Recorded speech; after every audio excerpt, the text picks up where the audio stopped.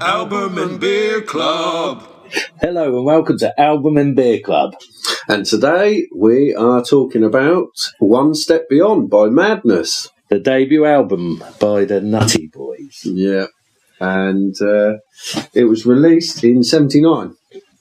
Yep, October 1979, and they recorded it just a month earlier. Yeah. Wasn't it in September? And it was about 3 weeks it took them roughly to record it, which is, I mean, considering the amount of people in the band and... Well, yeah, nowadays an album takes months to record, let alone then releasing it. Because people record an album and they say we're releasing it like in the summer. Yeah.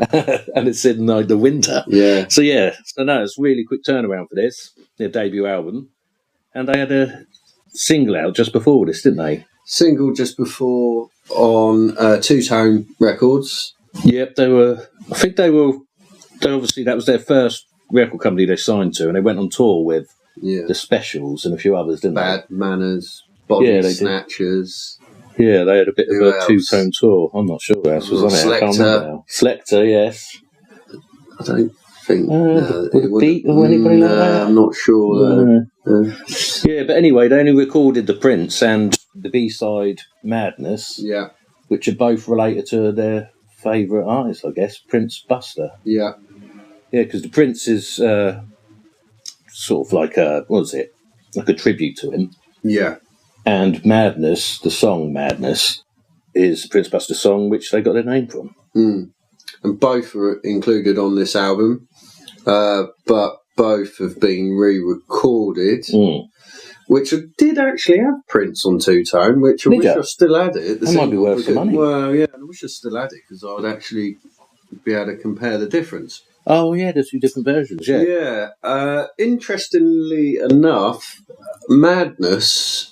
on the album, on my album version, which my Uncle Rob gave to me. He got it when it come out back in 79. Original.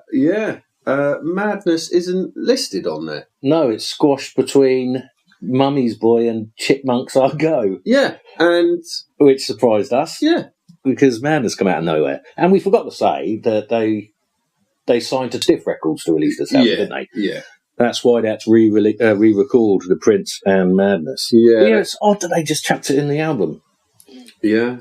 I think you said that they had their set at the time. Yes, they did. And that's what they recorded the album. That's why it took them only 3 weeks, I guess, because they just played their live set in the studio, and they were so used to playing it, and they did it in the same order. So knew exactly what they were doing, no mucking about. So that'd been good if you were a fan of theirs and watched them playing all the time, because at the time they had a residency in the Dublin Castle, didn't they, in Camden? Yeah.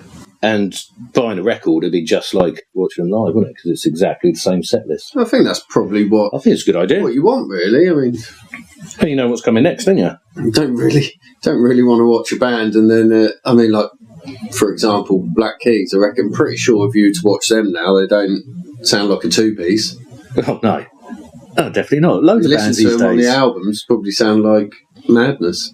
Probably. Well, even bands like Green Day, you watch them now, they've got about 4 guitarists in the background. Yeah. I don't understand that, even though they're a 3-piece. Mm. Anyway, so what were the singles off of the album? Because obviously we just mentioned The Prince and the B-side Madness were released beforehand in... Was that still 79? It was, wasn't it? August, just before they signed to Stiff Records. Yeah, it was released... It was August, wasn't it?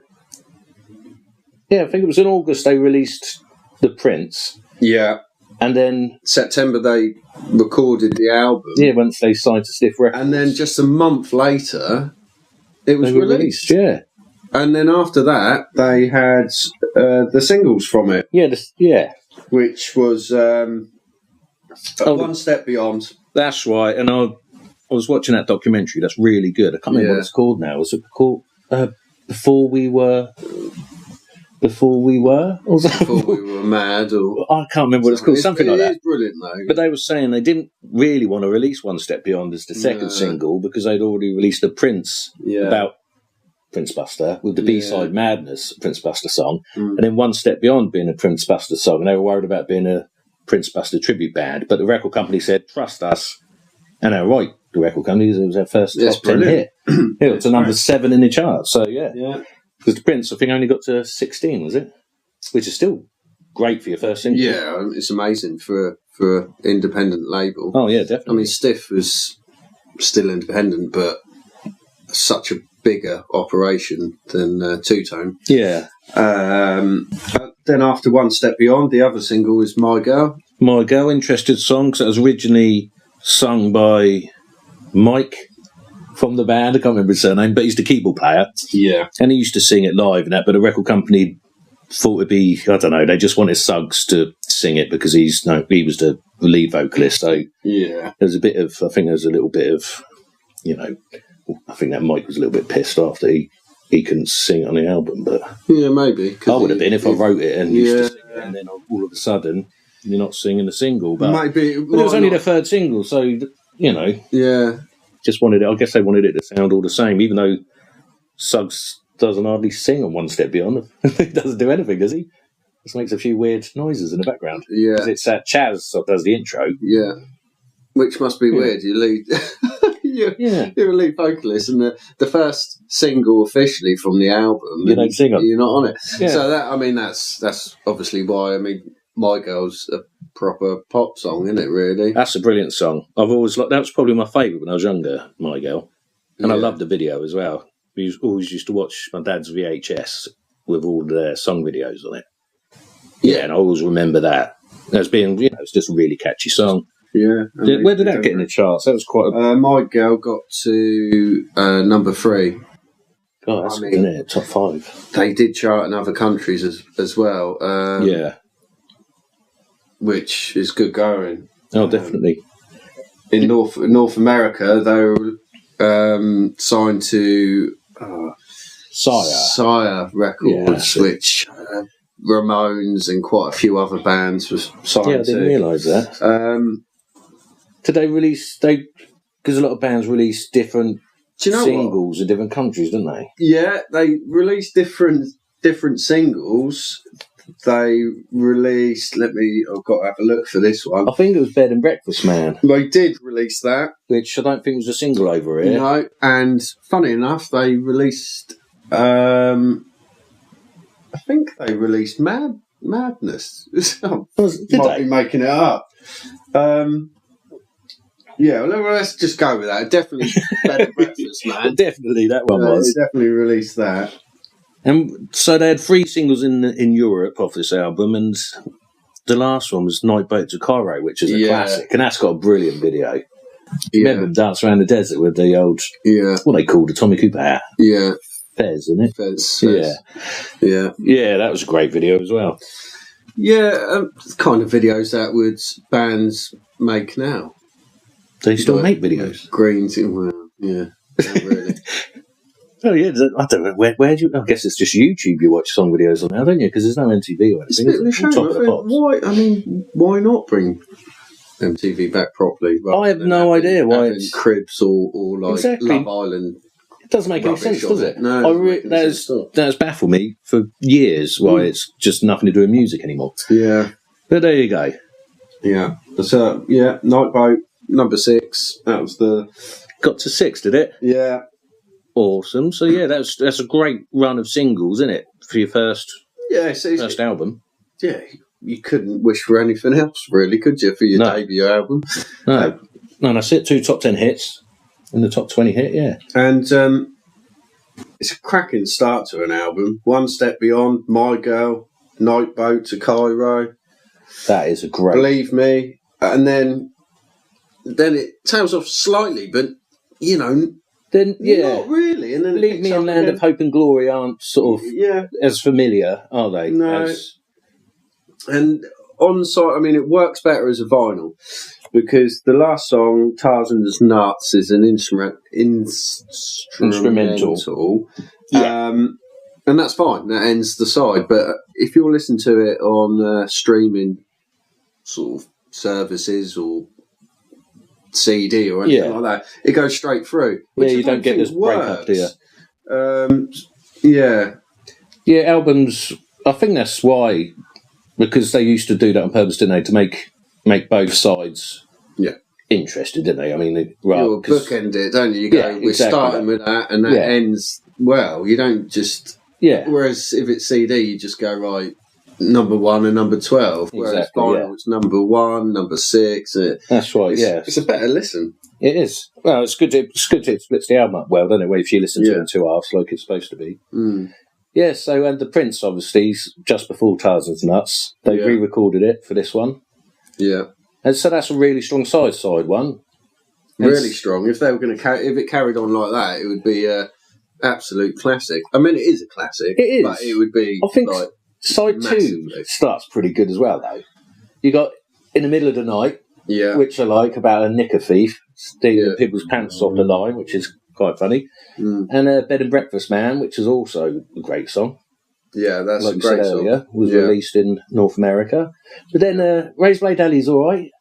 It's okay. Yeah, it's not. It seems a bit throwaway, really. And after that, it goes a little bit weird, doesn't it? Swan Lake. I mean, that's the worst song on the album. But it's just an instrumental, which sounds like Madness song with no vocals. Yeah. So it's nothing special for an instrumental at all, really. And the one that I didn't like the most, I think, on this album is Rockin' in A Flat. Yeah. They're doing like a rock and roll kind of ska medley, kind of mix up. And it don't quite work for me. No, but I mean, they're clearly a band that they've got their set. This is their songs, and they've gone and done their album, and that's all the songs they've got. Because why else would you include your single off a previous label and its B-side? Yeah, I'm not saying that's a bad thing. I mean, if I had those songs of that quality, the way they done them, then I'd include them. But definitely, because they were obviously. In the live set list, they were they were there. They needed to be on the album, really, didn't they? Yeah, definitely. Because otherwise, the band at the time, people would be like, "Why haven't you? Why you put that? That's what we're watching." Exactly that. So that had to be on there and re-recorded. But that Rockin' in A Flat reminds me of I don't know. It's like an old rock and roll song, but Madness covered it like a Status Quo song with Madness covering it, making it a little bit scarry. It just don't sound right, does it? Yeah. I don't think it fits on the album very well, but... No, but I mean, if they had taken that out and Swan Lake, maybe it would make it just that little bit too short. Yeah, I mean, it's enjoyable. So. I mean, it soon definitely passes is. Anyway. It does. I'm saying about Swan Lake and Rockin' in A Flat, but the end of the day, they're not bad. No, they're not. We're saying it, but we're really sort of clutching at straws, really. We're not. I was just laughing when you said it soon passes, like a bout of diarrhea or something. It soon passes. You'll be all right. Yeah, you did. It soon passes. Yeah. Yeah. But no, it's not. Yeah, it's not like you have to put up with it. They're all right. They're good. It does work as an album. It's just not the strongest ones on the album. No, it's a party album, isn't it? It is. It really is. Well, I guess the thing is, you start drinking on side 1, by side 2, you might be half cut anyway, so you're not going to really notice. Perfect. That's why they're probably later on in their live set, because everyone's drunk by then. Yeah. Yeah. Dancing throw a few dancey ones in there. Yeah, why not? Yes. Mummy's Boy is the next, which has got a few un-PC lyrics in it about he lives with his mum, so he must be queer or something like that. Yeah. Which is fair enough. It was of its time in it, so yeah. There you go. That's not really a standout song. And Chipmunks Are Go just sounds like it's Chaz again. Yeah. Who does the intro to One Step Beyond. Him just doing another sort of vocal performance over a backbeat. So. Maybe they done something at live gigs to do that. Probably to finish the show. Then everyone got the crowd joined in. Yeah. So, yeah. Overall, it's a brilliant album. Yeah. I really do like it. Yeah, it is. It's great.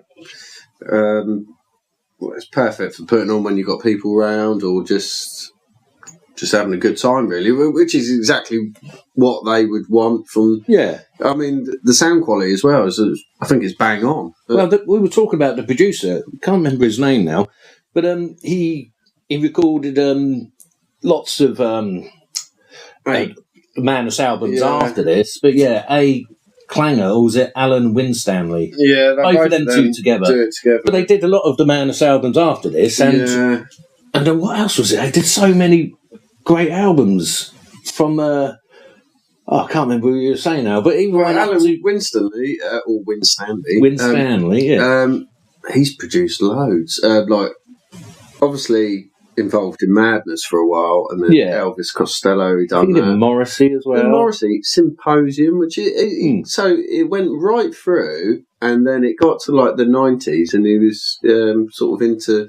And he recorded a Bush album. That's right. Yeah. So then, interestingly, it stopped after that. I don't know if he died. I haven't looked at that yet. Probably died of boredom recording Bush. Yeah, probably. Yeah. Who knows? But there you go. So he actually has done some amazing albums. I don't know what he did before this. I didn't really read. Strangely enough, no.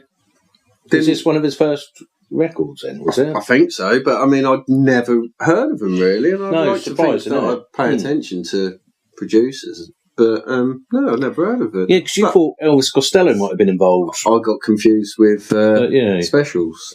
Oh, yes, of course. Yeah. Well, it's easily done, since they're both similar bands at the same time and on the same record label for a brief period. Yeah, and then Madness signed to Stiff, which is where Elvis Costello signed to. So. Right. And they had a lot of his albums, which actually would be a good one to do. Cause Can't be wrong with it. Yeah, his stuff's interesting and it is good. Yeah. So we have to go on to our beer of the week. Yeah. Beer of the week. We tediously or tenuously. Oh God, I'll get that wrong. Yeah, whichever one it is. Yeah. Our tedious link is from this one. Rich, what is it?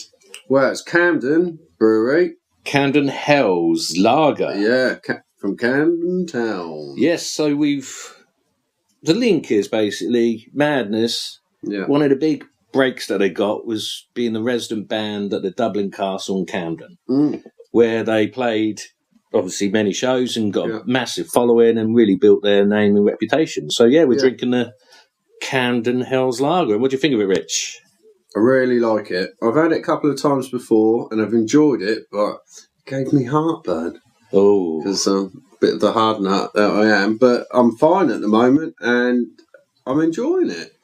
Oh, here it says it's a love child of their two favourite German beer styles, Helles and Pilsner, clean and crisp and dry. Lovely.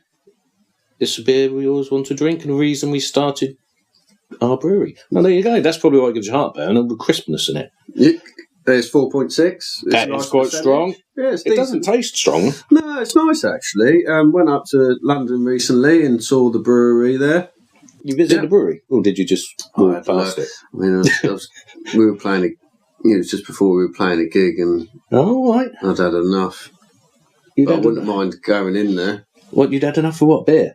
Yeah. Oh. Yeah. Yeah. Sometimes you can get a bit carried away. You can do.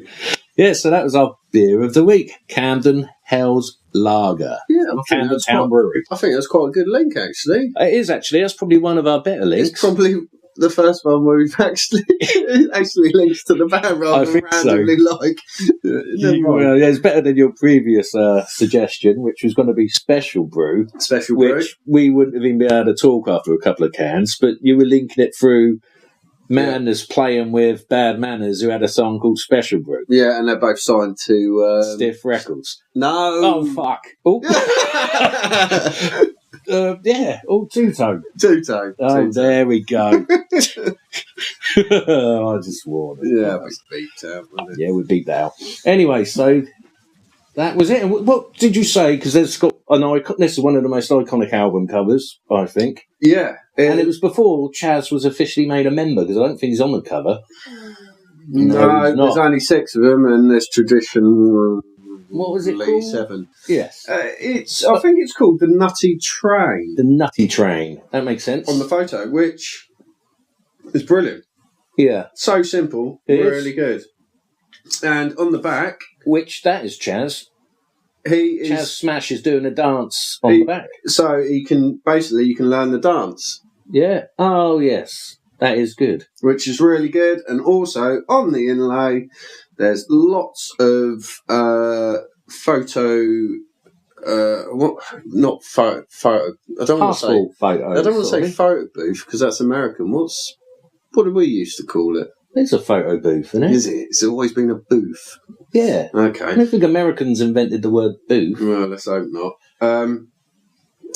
Anyway, it's lots of. They must have asked their fans at the time to send in photos. Yeah. And they've picked a selection of them to cover the. I think there's a few of them in there as well. He looks like one of the band, doesn't he? Well, they've got the band on the other side. Look at him. Wow. Like the old They're all wearing their madness gear, aren't they, really? Yeah, but, I mean, that's a nice idea because it includes the people, the fans that liked him at the time. Definitely. And the dance as well means you can do it, and the album is effectively their live set. So I should imagine being a fan of Madness around this time was really exciting because I bet that was the perfect album. Yeah, if you were there, you saw them loads of times at Dublin Castle, other venues, and then this album come out. I bet you're well happy. Yeah, you're involved. You feel like you're there. Yeah, you might be on the inlay, but you've definitely been at the shows, and it's exactly the same set lineup. You know. Right. So it's a great album, great first album, I'd say. Yeah, definitely. What, Dan? What do you reckon's your favourite song? I don't know if you said My Girl. I said still my favourite on the album. It's the favourite one. Yeah. What about yours? At the moment, it's Bed and Breakfast Man. I like that one. Yeah, it's good. But I did have my Uncle Rob gave me a My Girl single as well as this album, so I did listen to that quite a lot. Yeah. Still don't know, but I'll have to have a look. No, try and dig it out. Yeah, but yeah. Yeah, so that's a one. That was One Step Beyond by Madness. Yeah. And we don't know what we're doing next week, do we? Well, we've got a couple of ones. We've got a couple of ideas, but we'll keep you posted. Yeah. Anyway, hit the like and subscribe. Yeah. Cheers. Cheers, see ya. Bye. Album and Beer Club.